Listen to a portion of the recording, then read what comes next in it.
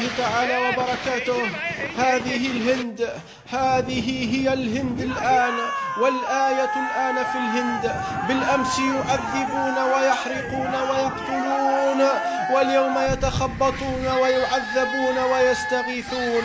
ما أصغرها من دنيا وما أعظمه من رب. بالأمس طغوا وبغوا، بالأمس حرقوا مساجد ومصاحف وقتلوا مسلمين وانتهكوا أعراضهم وانتهكوا حرمات الله وأرادوا إخراج جميع المسلمين من ديارهم.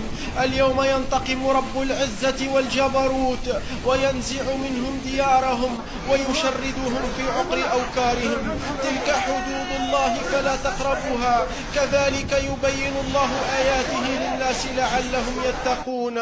ومن أظلم ممن منع مساجد الله أن يذكر فيها اسمه وسعى في خرابها.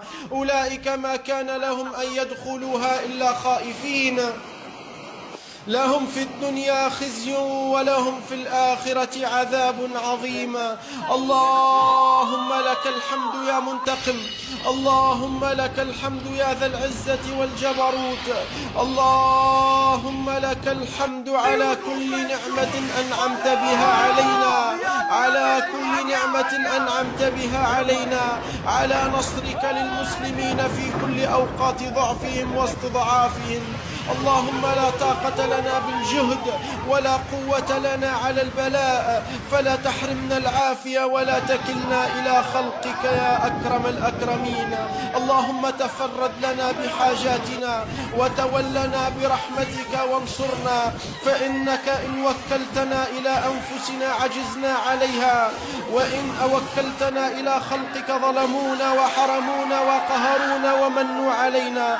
فبفضلك يا الله انصرنا وانصر الإسلام والمسلمين، وانصر كتابك وسنة نبيك صلى الله عليه وسلم، وانتقم